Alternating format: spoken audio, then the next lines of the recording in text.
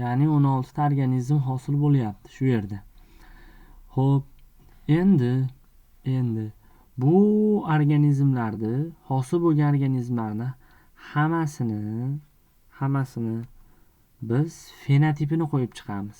Fenotip deganda shu tashqi ko'rinishini belgilaymiz. Demak, mana bu rangi qanaqa desa, sariq, silliq. Demak, katta B bo'lgani uchun sariq silliq bo'ladi. Mana bu ham sariq, silliq.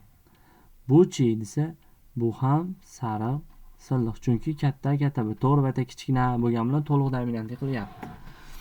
Endi mana bunda bu ham sariq, silliq. Mana bu sariq, silliq. Bu endi sariq burishgan. Chunki kichkina B bor, katta B kelmayapti. Bu sariq, silliq. Bu yana sariq burishgan. Mana bu genotip sariq, silliq. Endi bu genotip katta B kelmagani uchun sariq burishgan. Mana bunda endi katta A kelmayapti. Katta A kelmasa biz bilamiz yashil. Lekin katta B kelyapti. Demak silliq.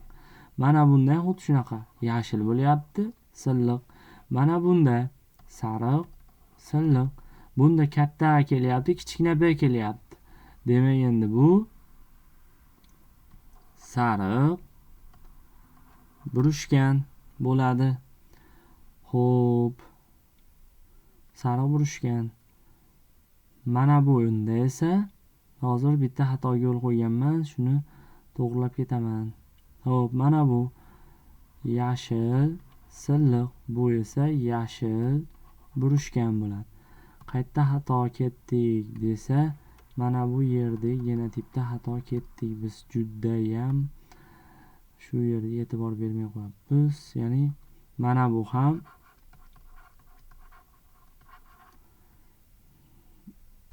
heterozigota bo'ladi.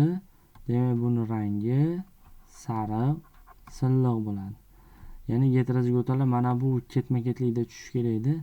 Biz yashil katta B'sini yozmabmiz. Xo'p,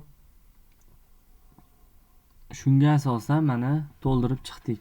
Demak, fenotipik nisbat. Fenotipik nisbat qanday bo'ladi? Fenotipik nisbat. Xo'p, sariqsillarni sanaymiz. 1, 2, 3, 4, 5, 6, 7, 8, 9.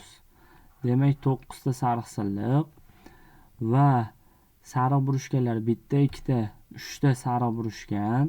Yashil silliqlar 1 ta, 2 ta, 3 ta, 3 ta va 1 ta yashil, ya'ni yashil silliqlar 3 ta, yashil burishganlar 1 ta. Demak, Mendelning 3-qonunida sariq silliq no'xatlar, ya'ni 9 tasi sariq silliq, 3 tasi sariq burishgan, 3 tasi yashil silliq va bittasi yashil burishgan bo'ladi. Demak, fenotipik nisbat xuddi shunday.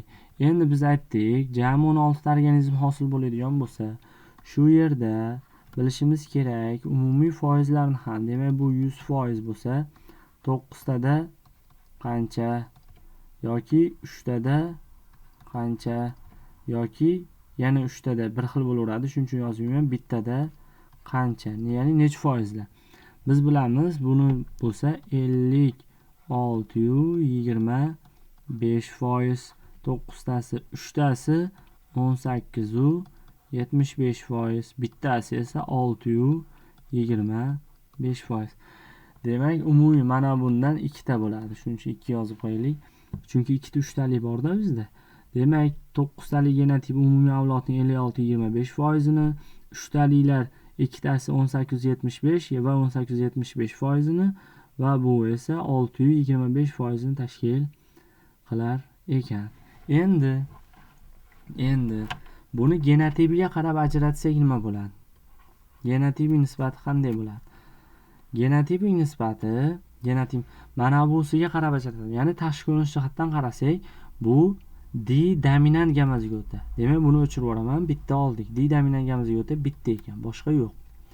Keyingisi, birinchi belgisi bo'yicha dominant gamma zigota, ikkinchi belgisi bo'yicha heterozigota. Demak, bu bu.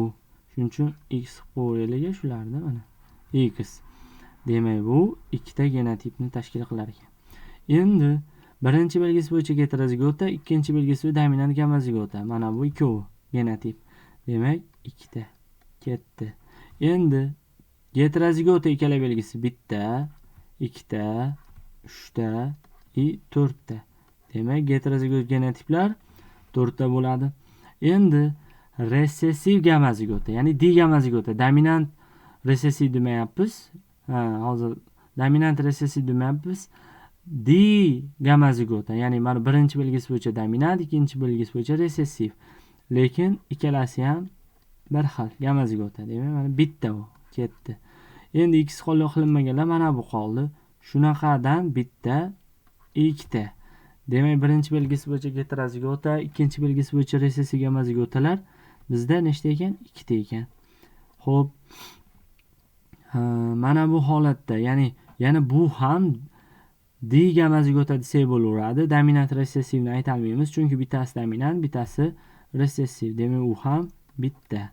Demak, bu ham ketdi. Endi birinchi belgisi bo'yicha resessiv gamma zigota, ikkinchi belgisi bo'yicha heterozigotalar bizda ikkita. Mana ketdi-ku. Va oxiri D resessiv gamma zigotalar bitta. Mana bu ham ketdi. Demak, bitta. Demak, Mendelning 3-qonunida, ya'ni belgilarning mustaqil holda siylanishda fenotipik nisbat 9-3-3-1, mana bu ko'rib turganimiz, va genotipik nisbat 1-2-2-4, 1-2-1-2-1, ya'ni 1224, 12-12-1 yoki 12 kodi bilan 241, 21-21 deb yodlab olsangiz ham bo'laveradi. Bu genotiplarni hammasini, bu bir nima, bu ikki nima, bu ikki nima hammasini ajrata bilishingiz kerak bo'ladi. Ya'ni yoddan bilishingiz kerak har bir genotipni, mana sonni tagida qanday genotiplar yotganini. Xo'p, bu qachon bu nisbatlar o'rinli degan savol ham bor. Ya'ni 9-3-1 nisbat har doim D-duraga chatishtirishi shunaqa bo'ladimi desa yo'q. Faqatki bu chatishtirish, ya'ni bu nisbat, fenotipik genotipik nisbatlar xuddi shunday chiqishi, ya'ni 9-3-1 chiqishi mana bunday D heterozigota organizmlar o'zaro chatishtirilganda hosil bo'ladi va bu yerdagi dominant genlar A yoki B, ikkovi hamda A ham B ham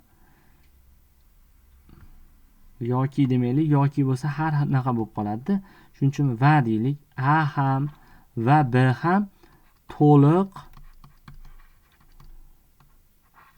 dominant bo'lsa, ya'ni to'liq dominant bo'lsagina 9-3-1 nisbat chiqadi.